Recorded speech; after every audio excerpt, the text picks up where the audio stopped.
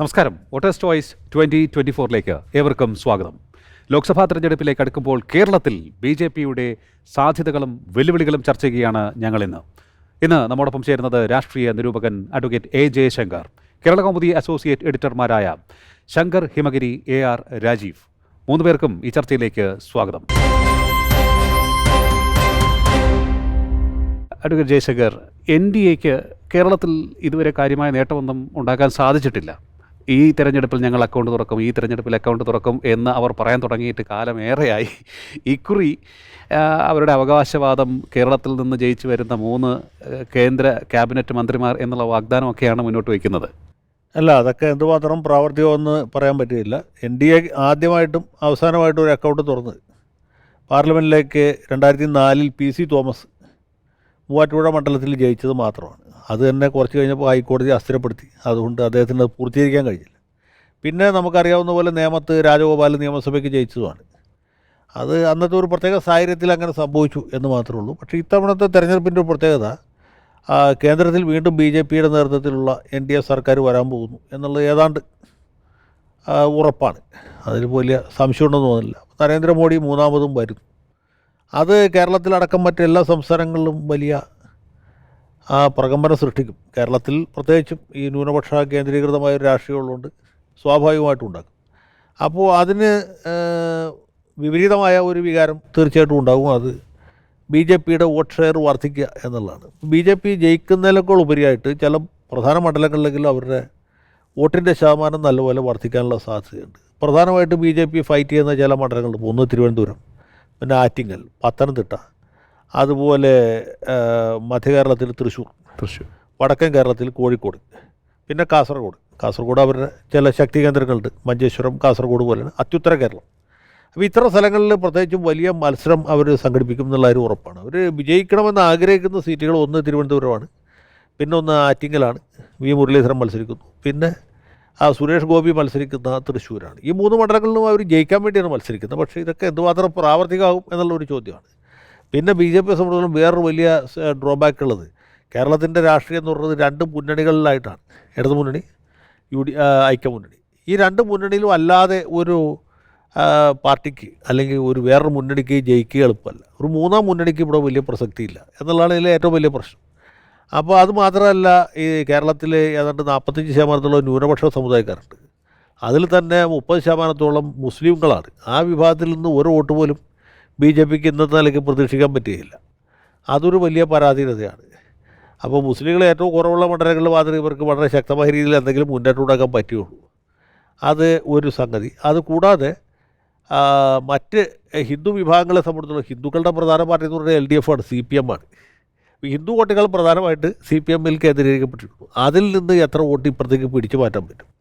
പിന്നെ UDF-ൻ്റെ അടിത്തറ ദുർബലമാകും. അതിൽ നിന്ന് എത്ര പിടിക്കാൻ പറ്റും? കേന്ദ്രത്തിലേക്കുള്ള തെരഞ്ഞെടുപ്പാണ് എന്ന നിലയ്ക്ക് ഇപ്പോൾ PC തോമസ് മൂവാറ്റുപുഴയിൽ ജയിച്ചത് പ്രധാനമായിട്ട് ഹിന്ദു ക്രിസ്ത്യൻ വോട്ടുകളുടെ വലിയൊരു ഏകീകരണം ഉണ്ടായി. ഇദ്ദേഹം PT ചാക്കോയുടെ മകനെന്ന വലിയൊരു ഇമേജുമായിട്ടാണ് മത്സരിക്കുന്നത്. അപ്പോൾ ആ ഒരു പ്രത്യേക സാഹചര്യത്തിൽ വലിയ ത്രികോണ മത്സരമായിരുന്നു. മാർക്സിസ്റ്റ് സ്ഥാനാർത്ഥി മുസ്ലിം സമുദായ അംഗമായിരുന്ന അഡ്വക്കേറ്റ് ഇസ്മായിൽ, UDF സ്ഥാനാർത്ഥി ജോസ് കെ മാണിയായിരുന്നു. അന്ന് പുള്ളി വളരെ ഡിസ്ക്രെഡിറ്റഡ് ആയിട്ട് നിൽക്കുന്ന സമയമാണ്. മാണി സാർ സ്വന്തം മകനെ കൊണ്ടുവരുന്നു എന്ന ഒരു ആക്ഷേപവും അവിടെ ഉണ്ടായിരുന്നു. അപ്പോൾ ആ ഒരു പ്രത്യേക സാഹചര്യത്തിൽ PC തോമസ് നല്ലപോലെ മുന്നേറുകയും അദ്ദേഹം ചെറിയ 500-ൽ പരം വോട്ടുകളുടെ ഭൂരിപക്ഷത്തിൽ വിജയിക്കുകയാണ് ഉണ്ടായത്. അപ്പോൾ അതാണ് ഇവരുടെ അക്കൗണ്ടിൽ ഇതുവരെ ഉണ്ടായ ഒരു വിജയം. പക്ഷേ അതുപോലെ ഒരു സാഹചര്യം ഇപ്പോൾ കേരളത്തിലെ ഏതെങ്കിലും മണ്ഡലത്തിലുണ്ടോ എന്നാണ് നമ്മൾ പ്രധാനമായിട്ടും നോക്കേണ്ടത്. ഇപ്പോൾ മുൻ തെരഞ്ഞെടുപ്പുകളെ അപേക്ഷിച്ച് നോക്കുമ്പോൾ ഇപ്പോൾ പണ്ട് ഇല്ലാത്തതുപോലെ ഇപ്പം കേരളത്തെ സംബന്ധിച്ച് പിന്നെ സർക്കാരിൻ്റെ LDF-ൻ്റെ CPM-ൻ്റെ ഒക്കെ വിശ്വാസ്യതയും പിന്തുണയൊക്കെ സാധാരണ അടിസ്ഥാന വർഗത്തിനിടയിലൊക്കെ വലുതായിട്ട് ചോർന്നു വരുന്നു പല കാരണം കൊണ്ട്. ഇപ്പം അടുത്ത പതുക്കെ ശോഷിച്ചു വന്ന പിന്നെ UDF അല്ലെങ്കിൽ കോൺഗ്രസ് ഏതാണ്ട് അടിവതറുന്ന നിലയിലാണ് ഏറ്റവും സമീപ ദിവസങ്ങളിലുണ്ടായ സംഭവം. അപ്പോൾ അതൊക്കെ ഈ തെരഞ്ഞെടുപ്പിനെ പിന്നെ അത് BJPയുടെ വോട്ട് ഷെയർ വർദ്ധിപ്പിക്കുന്നതിൽ എന്തെങ്കിലും, പ്രത്യേകിച്ച് ഈ പൗരത്വ നിയമജ്ഞാപനം ഉൾപ്പെടെയുള്ള സംഭവങ്ങൾ പിന്നെ BJPക്ക് കൂടുതൽ ദോഷമായിട്ട് പിന്നെ ബാധിക്കുമോ? അല്ല, അതിൽ ഈ ഓരോന്നും വെവ്വേറെ ഘടകങ്ങളാണ്. ഉദാഹരണത്തിന് ഈ ഇടതുപക്ഷ സർക്കാരിൻ്റെ വിശ്വാസ്യതയ്ക്ക് ഉണ്ടായിട്ടുള്ള ഒരു ആഘാതം അത് ചെറുതല്ല. കരുവന്നൂർ ബാങ്ക് തട്ടിപ്പാണെങ്കിലും അതെല്ലാം മുഖ്യമന്ത്രിയുടെ മകളുടെ മാസപ്പടി വിവാദമാണെങ്കിലും SFI DYFI പ്രവർത്തകർ നടത്തിക്കൊണ്ടിരിക്കുന്ന രക്ഷാപ്രവർത്തനമാണെങ്കിലും പോലീസിൻ്റെ ഭാഗത്തു നിന്നുണ്ടാകുന്ന വലിയ വീഴ്ചയാണെങ്കിലും സിദ്ധാർത്ഥൻ എന്ന് പറഞ്ഞ ചെറുപ്പക്കാരൻ്റെ പൈശാചികമായ കൊലപാതകമാണെങ്കിലും ഒക്കെ ആ സർക്കാരിൻ്റെ പ്രതിച്ഛായക്ക് വലിയ ഒരു മങ്ങലേൽപ്പിച്ചിട്ടുണ്ട്. പിന്നെ ഈ കേരളീയം നവകേരള സദസ് മുഖാമുഖം പോലുള്ള കെട്ടുകാഴ്ചകൾ, ഖജനാവിൽ 5 പൈസ ഇല്ലാത്ത അവസ്ഥ, ഇതൊക്കെ ഉണ്ടല്ലോ. ക്ഷേമ പെൻഷനുകൾ മുടങ്ങുന്നത്, കാട്ടുപോത്തിൻ്റെ ആക്രമണം വരെ, എല്ലാം അവസാനം സർക്കാരിൻ്റെ നെഞ്ചത്ത് വരുള്ളൂ.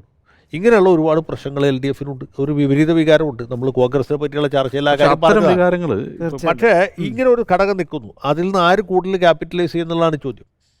അപ്പോൾ സാധാരണയായിട്ട് ഇപ്പോൾ ഗവൺമെൻറ്റിനോട് ഏറ്റവും എതിർപ്പുള്ള ആളുകൾ BJPക്ക് വോട്ടിയോ കോൺഗ്രസിന് വോട്ടിയോ, അവരുടെ ആ താല്പര്യം കോൺഗ്രസിനെ ജയിപ്പിക്കുക എന്നുള്ളതല്ല, അല്ലെങ്കിൽ BJP ജയിപ്പിക്കുക എന്നുള്ളതല്ല, ഇവരെ ഒന്ന് ഇരുത്തുക, ഇവരെ പാഠം പഠിപ്പിക്കുക എന്നുള്ളതാണ്.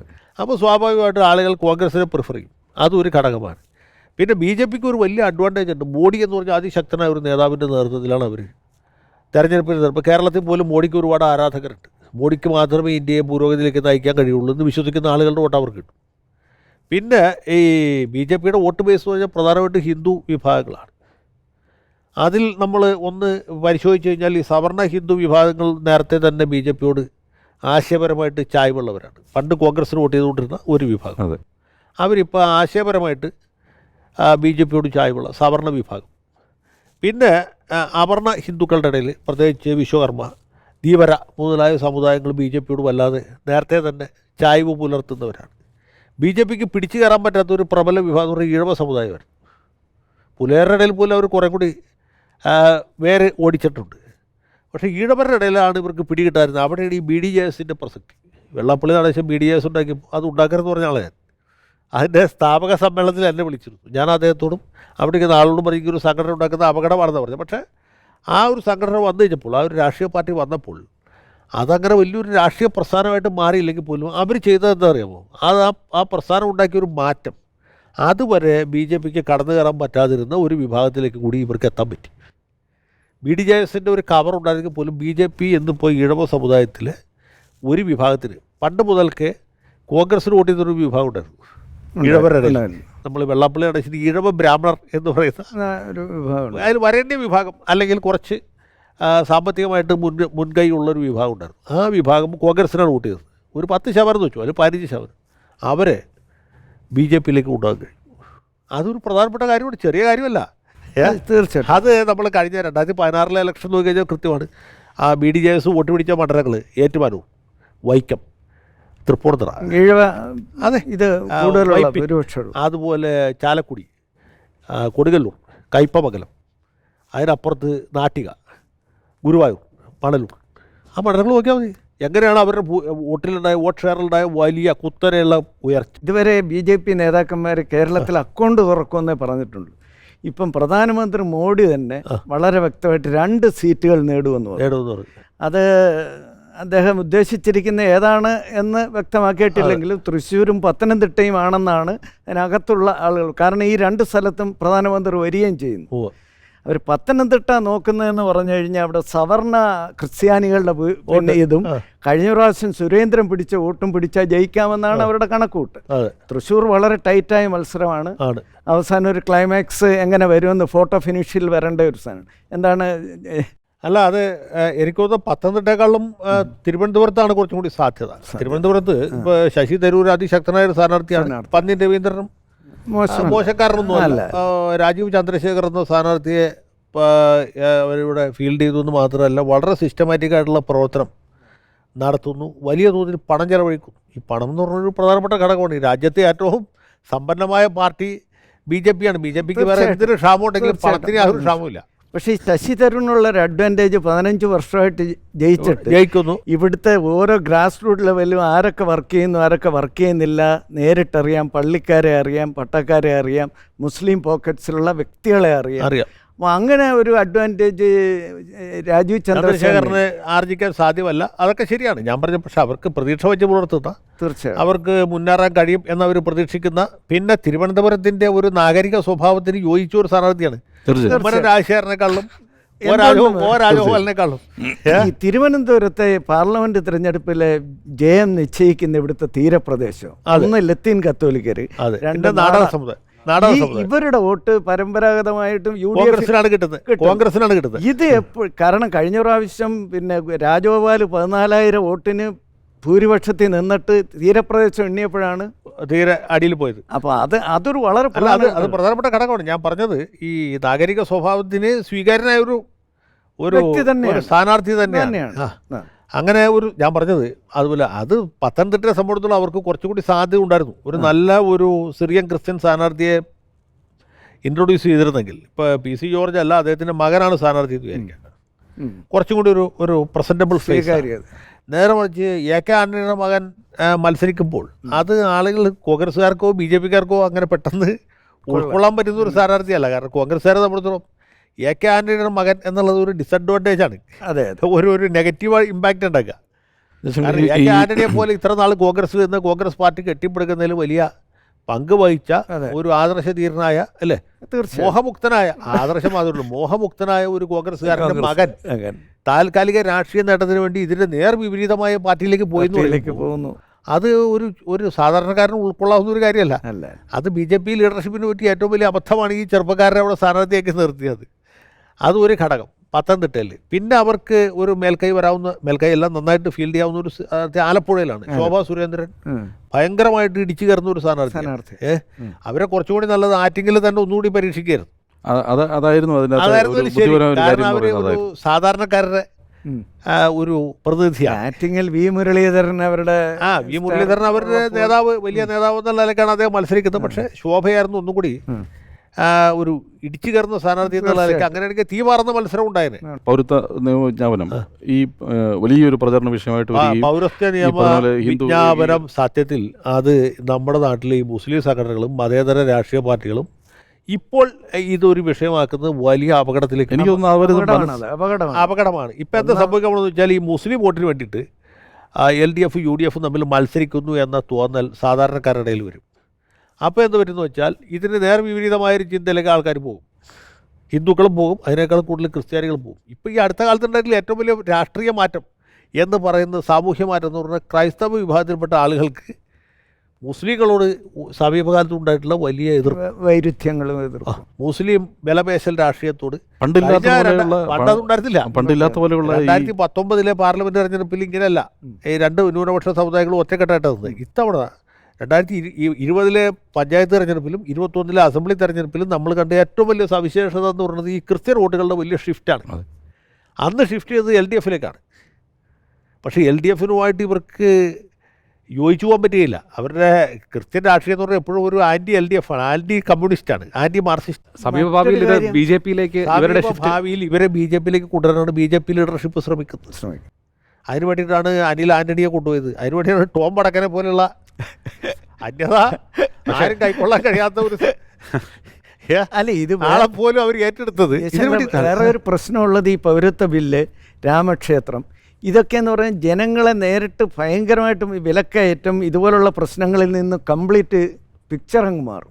എന്നിട്ട് രാഷ്ട്രീയമായിട്ട് ഉള്ള BJP നിശ്ചയിക്കുന്ന അജണ്ടയിൽ മാത്രം ചർച്ച വരും. ഇതിൽ ഞാൻ വേറൊരു കാര്യം പറയും. ഈ രാമക്ഷേത്രം എന്ന് പറയുമ്പോൾ നമുക്ക് ശബരിമല പോലെ വൈകാരികമായിട്ട് തോന്നുകയില്ല. ശബരിമല നമ്മളെയൊക്കെ നേരിട്ട് ബാധിക്കുന്ന വിഷയമാണ്. കാരണം നമ്മൾ ഓരോ മലയാളിയുടെ ഹൃദയത്തിൽ ഒരു അയ്യപ്പനുണ്ട്. ശ്രീരാമൻ എന്ന് വെച്ചാൽ അങ്ങനെ എല്ലാം വളരെ ദൂരെയുള്ള ഒരു സംഗതിയാണ്. പക്ഷേ ഇതിൽ പോലും നമ്മൾ മനസ്സിലാക്കേണ്ട ഒരു കാര്യമുണ്ട്. ഈ RSSകാർ വളരെ കൃത്യമായിട്ടൊരു അജണ്ട സെറ്റ് ചെയ്ത് എങ്ങനെ വെച്ചാൽ അതിൽ ചർച്ച നടക്കുക മാത്രമല്ല, രാമക്ഷേത്രത്തിൻ്റെ പ്രാണപ്രതിഷ്ഠ അല്ലെങ്കിൽ ഉദ്ഘാടന ചടങ്ങിൽ പ്രധാനമന്ത്രി പങ്കെടുക്കണമോ വേണ്ടോ എന്ന കാര്യത്തിൽ ഒരു ചർച്ച നടക്കും. അതൊന്നും ആരും ചർച്ച ചെയ്യേണ്ട വിഷയമല്ല. അതിനേക്കാൾ ഉപരിയായിട്ട് കോൺഗ്രസ് ഇതിൽ പങ്കെടുക്കരുത് എന്ന് പറഞ്ഞ് കോഴിക്കോട്ട് നടക്കുന്ന ചില പത്രങ്ങൾ മുഖപ്രസംഗം എഴുതുന്നു. പറഞ്ഞു മനസ്സിലായി. കോൺഗ്രസ് പാർട്ടി തീരുമാനിക്കുന്നത്, പാർട്ടി ആലോചിച്ച് തീരുമാനിക്കുന്നത് എന്തുവഴി തീരുമാനിക്കാം. പക്ഷേ കോഴിക്കോട്ടുള്ള ചില പത്രങ്ങൾ എഴുതുന്നു. പിന്നെ ഇതിന് നാഷണൽ മീഡിയയിൽ വലിയ ഇമ്പോർട്ടൻസ് കിട്ടും. ഇന്ത്യൻ്റെ സംഘടനകളെ എതിർക്കുന്നു, അതുകൊണ്ട് കോൺഗ്രസ് പങ്കെടുക്കില്ല. അപ്പോൾ ഇത് കാണുമ്പോൾ മറ്റേ വിഭാഗത്തിൽപ്പെട്ട ആൾക്കാർക്ക് എന്ത് തോന്നലുണ്ടാവുക? രാമക്ഷേത്രത്തിൻ്റെ ഉദ്ഘാടനത്തിൽ പങ്കെടുക്കാതിരിക്കുകയോ ചെയ്യുന്നതല്ല പ്രശ്നം. അത് ഇന്ന ആൾക്കാർ വിലക്കിയത് കൊണ്ടാണ് എന്ന് വരുമ്പോൾ അതുണ്ടാക്കുന്ന ഒരു നെഗറ്റീവ് ഇമ്പാക്റ്റ് ഉണ്ട്. അതും പോട്ടെ, ഈ പ്രതിഷ്ഠയ്ക്ക് മുമ്പായിട്ട് RSS പ്രവർത്തകർ വീടാന്തരം ചേർന്ന് അക്ഷത വിതരണം ചെയ്യുക. ഇതുണ്ടാക്കുന്ന ഒരു ഇമ്പാക്റ്റ് ഭയങ്കരമാണ്. അതറിയാമോ? ഇത് വാങ്ങിക്കുന്നവർ ആരും തന്നെ ഇത് വേണ്ടാന്ന് പറയുന്നില്ല, എല്ലാവരും വാങ്ങിക്കുന്നു. CPM-കാർ വാങ്ങിക്കുന്നു, CPI-കാർ മേടിക്കുന്നു, കോൺഗ്രസ്സുകാർ പിന്നെ ഓഫ് കോഴ്സ് 2 കൈ നീട്ടി മേടിക്കും. പ്രത്യേകിച്ച് ഒരു പാർട്ടി ഇല്ലാത്തവർ മേടിക്കുന്നു. അത് ഭക്ത്യാദരപൂർവ്വം അവരുടെ പൂജാമുറിയിൽ കൊണ്ടുവന്ന് വെക്കുന്നു. ശരിയാണ്. അതിൻ്റെ ഇമ്പാക്റ്റ് അളക്കപ്പെട്ടിട്ടില്ല. ഇത് ഏത് രീതിയിൽ പ്രവർത്തിക്കും, ഇതിൽ എത്ര എണ്ണം വോട്ടായിട്ട് മാറും എന്നൊരു ചോദ്യം വന്നാൽ യഥാർത്ഥത്തിൽ ഈ ഗ്യാസിന്റെ വില പിന്നെ മോഡി കയറിയപ്പോൾ 500 രൂപയായിരുന്നു, ഇപ്പോൾ 1000 രൂപ. 1000 രൂപ. ഈ പെട്രോളിന്റെയും ഇതിന്റെ ഈ എല്ലാത്തിനും കാര്യങ്ങളിലേക്ക് ചർച്ച പോകുന്നേ ഇല്ല. ആളുകൾ ചർച്ച ചെയ്യുന്നത് രാമക്ഷേത്രം, രാമക്ഷേത്രം രജിസ്റ്റർ, പൗരത്വ ഭേദഗതി ബില്ല് യഥാർത്ഥത്തിൽ കേരളത്തിൽ ഒട്ടും ബാധിക്കുന്ന ഒരു കാര്യമല്ല, ബാധിക്കുന്ന വിഷയമേ അല്ല. ബംഗാളിലും ആസാമിലുമാണ് ഇത് ഒരു ചരിത്ര ഒരു ചർച്ചാ വിഷയമാകുന്നത്. അങ്ങനെ വിഷയമേ അല്ലാത്ത വിഷയങ്ങൾ ഇവിടെ വലിയ ആളിക്കത്തിക്കുന്ന വിഷയമാക്കി മാറ്റുകയും ഈ ന്യൂനപക്ഷ വോട്ടെന്നല്ല, മുസ്ലിം വോട്ടുകൾക്ക് വേണ്ടിയിട്ട് ഈ 2 മുന്നണികൾ തമ്മിലിങ്ങനെ മേഷയുദ്ധം നടത്തുകയും ചെയ്തു. റിയൽ ഇഷ്യൂസിന്ന് യഥാർത്ഥത്തിൽ LDF-നെ പിന്നെ അറ്റാക്ക് ചെയ്യേണ്ട റിയൽ ഇഷ്യൂസിൽ നിന്നും മാറും. UDF മാറുന്നു. UDF-ന്റെ തമ്മിലടിയും ഇഷ്യൂസിൽ നിന്നും മാറും. ഇവരെല്ലാം മറ്റേ അജണ്ടയിൽ കിടന്ന് ചർച്ച ചെയ്യും. പിന്നെ BJP-യെ ശക്തമായി എതിർക്കുന്നത് ഞങ്ങളാണ് എന്ന് UDF അല്ല, ഞങ്ങളാണെന്ന് LDF ബാധിക്കും. ഇതിൽ വിജയിക്കുന്ന UDF ഈ BJP-യുടെ ഡിവിസീവ് ആയിട്ടുള്ള അജണ്ടയാണ്. 2 പാർട്ടി ഇതിനിടയ്ക്കൊരു മാത്രമല്ല, ഈ പൗരത്വ നിയമത്തിൻ്റെ വേറൊരു കാര്യം, ഇതിനു മുമ്പ് BJP-കാർ ശ്രമിച്ചിരുന്നത് ഹിന്ദു അഹിന്ദു എന്ന രീതിയിലുള്ള ഒരു ധ്രുവീകരണം മാറി. ഇപ്പോൾ മുസ്ലിം അമുസ്ലിം എന്ന രീതിയിലാക്കി. അതിൽ വേറൊരു പ്രത്യേകത കൂടെ. ഈ പൗരത്വ നിയമ ഭേദഗതിക്കെതിരെ ഈ കൊറോണയ്ക്ക് മുമ്പ് വലിയ സമരം നടന്നിട്ടുണ്ട്. ഞാനതിൽ പങ്കെടുത്താണ്. 4 വർഷം അത് വലിയ സമരമായിരുന്നു. അതിൽ സമരത്തിൽ പല സ്ഥലത്തും പ്രസംഗിക്കാൻ പോയതാണ്. ഈ പ്രസംഗിക്കാൻ പോകുന്ന ഒരു സ്ഥലത്തും ക്രിസ്ത്യൻ കമ്മ്യൂണിറ്റിയിൽപ്പെട്ട ഏതെങ്കിലും വൈദികരെയോ മതമേലധ്യക്ഷന്മാരെയോ അല്ലെങ്കിൽ സമുദായത്തിലെ പ്രമുഖരായ വ്യക്തികളെ ആരെയും കണ്ടില്ല. അത് എന്ത് സംഭവിച്ചു? ഇവരൊക്കെ അതിൽ നിന്ന് വിട്ടു കയറുന്നു. പക്ഷേ അവർ ഈ മണിപ്പൂർ കലാപത്തിന് ശേഷം അല്ല, മണിപ്പൂർ കലാപം ശരിയാണ്. ഞാൻ പറഞ്ഞത് ഇങ്ങനെ ഒരു സംഗതി അവിടെ നടക്കുന്നുണ്ട്. അല്ല, ഇതിപ്പോ ഈ ഒരു വിഷയത്തില് ഒരു അപഹാസ്യനാകുന്ന തരത്തിലാണ് മുഖ്യമന്ത്രി പ്രതികരിച്ചിരിക്കുന്നത്. കേരളത്തിൽ നടപ്പാക്കില്ല എന്ന്. അത് അതിലും വലിയ അബദ്ധമല്ലേ? കാരണം കേരളമല്ലല്ലോ നടപ്പാക്കേണ്ടത്. അതെ, പാസ്പോർട്ട് കേരളത്തിൽ പാസ്പോർട്ട് കൊടുക്കുന്ന സംസ്ഥാന സർക്കാരല്ലല്ലോ. പൗരത്വം എന്ന് പറയുന്നത് പാസ്പോർട്ടാണ്. പൗരത്വം കൊടുക്കാതിരിക്കുക ചെയ്യണത്. അത് എവിടെ? ആസാമിൽ. ജയശങ്കർ, അതുപോലെ നമ്മളിപ്പോൾ മുൻപൊക്കെ പ്രധാനമന്ത്രിമാർ ഇപ്പോൾ കേരളം പോലൊരു സംസ്ഥാനത്ത് വരിക എന്ന് പറയുന്ന ഒരു ടേമിൽ ഒരു തവണയൊക്കെയാണ് വരുന്നത്. ഇപ്പോൾ മോദി ഏറെക്കുറെ അടുത്ത കാലത്ത് ഈ തുടർച്ചയായിട്ട് കേരളത്തിൽ വരികയും തമിഴ്നാട്ടിൽ വരികയും ഒക്കെ റോഡ് ഷോകൾ നടത്തും. വെറുതെ വരിക മാത്രമല്ല, പുള്ളി ഇവർ വളരെ തന്ത്രപരമായിട്ടാണ് വിഷയങ്ങൾ. ഇപ്പൊ അയോധ്യയിൽ രാമക്ഷേത്രത്തിന്റെ പ്രതിഷ്ഠയ്ക്ക് മുമ്പായിട്ട് അദ്ദേഹം തൃപ്രയാർ ശ്രീരാമക്ഷേത്രം സന്ദർശിക്കുന്നു. അതുകൂടി തൃപ്രയാർ ക്ഷേത്രത്തിന് തന്നെ വലിയ ഒരു ഫേസ് ലിഫ്റ്റ് ഉണ്ടാകും. അത് ഇപ്പോഴാണ് നമ്മൾ അറിയുന്നത്. തൃശ്ശൂർ ജില്ലയിലെ കുറച്ച് ആൾക്കാർ മാത്രമേ അറിയുമായിരുന്നുള്ളൂ. തൃപ്രയാർ ക്ഷേത്രത്തിന് വലിയൊരു ഫേസ് ലിഫ്റ്റ് വരും. അത് കഴിഞ്ഞ് അദ്ദേഹം നേരെ രാമേശ്വരത്ത് പോകുന്നു. അവിടെ കാരണം ഇത് ഒരു വലിയ ഒരു ദേശീയ സംഭവമാക്കി മാറ്റിയാണ്. ഇത് ദീർഘകാലാടിസ്ഥാനത്തിൽ BJP കേരളത്തിലോ തമിഴ്നാട്ടിലോ ലക്ഷ്യം വെക്കുന്നത് എന്താണ്? ഈ ഇതുകൊണ്ട് അല്ല, BJP-യെ സംബന്ധിച്ചോളം അവരിപ്പോൾ ഏതാണ്ട് കർണാടക, ആന്ധ്ര, തെലങ്കാന വരെ എത്തിയിട്ടുണ്ട്. സാമാന്യം കർണാടകയിലാണ് അവർക്ക് ഏറ്റവും നല്ല ബേസ് ഉള്ളത്. അപ്പോൾ അവരെ സംബന്ധിച്ചോളം അങ്ങനെ വിട്ടാൻ പറ്റില്ല. അടുത്ത സ്റ്റേജിൽ കേരളത്തിലും പിന്നെ തമിഴ്നാട്ടിലും കൂടി അവർക്ക് സൗത്ത് ഇന്ത്യ വെന്നിക്കൊടി പാറിക്കണം. സൗത്ത് ഇന്ത്യ എന്നുള്ളത് ഒരു പ്രധാനപ്പെട്ട ഒരു ടാർഗറ്റായിട്ട് വെച്ചിരിക്കുകയാണ്. മിക്കവാറും എനിക്ക് തോന്നുന്നു സൗത്ത് ഇന്ത്യയിൽ കാലത്ത് കിഴക്കേ ഇന്ത്യയിൽ ഇതുപോലെയായിരുന്നു. ഒഡീഷയിൽ അല്ലെങ്കിൽ ബംഗാളിലൊന്നും BJP-കാർക്ക് കയറാൻ പറ്റില്ല. നോർത്ത് ഈസ്റ്റിൽ തീരെ പറ്റില്ലായിരുന്നു. അതൊക്കെ അവർ കൈക്കലാക്കി. ഇനിയിപ്പോൾ കേരളവും തമിഴ്നാടുമാണ് ബാക്കിയുള്ളത്. അത് പിടിക്കാനുള്ള ശ്രമമാണ്. തെരഞ്ഞെടുപ്പിൽ ജയോ തോൽവി എല്ലാവർക്കും പ്രശ്നം. ആ BJP-കാർ RSS-കാരെന്ന് വെച്ചാൽ അവർ 5 കൊല്ലത്തെ അജണ്ടയിലോ 10 കൊല്ലത്തെ അജണ്ടയിലോ എല്ലാം വർക്കാണ്. അവർ 25 കൊല്ലം 30 കൊല്ലം മുമ്പോട്ടേക്ക് കാര്യങ്ങൾ കണ്ടിട്ടാണ് ഇത് കൊണ്ടുപോകുന്നത്. അത്ര ഓർഗനൈസ്ഡ് ആണ്. ഇപ്പം കമ്മ്യൂണിസത്തിൽ പിന്നെ കമ്മ്യൂണിസ്റ്റ് പാർട്ടിക്ക് വോട്ട് ചെയ്യുക അല്ലെങ്കിൽ കോൺഗ്രസിന് വോട്ട് ചെയ്യുക, അപ്പോൾ അത് പരിചിതമായൊരു സംഭവമാണ് കേരളത്തെ സംബന്ധിച്ച്. അപ്പോൾ അത് ഞാൻ സ്ത്രീകളുടെ കാര്യമാണ് പറയുന്നത്.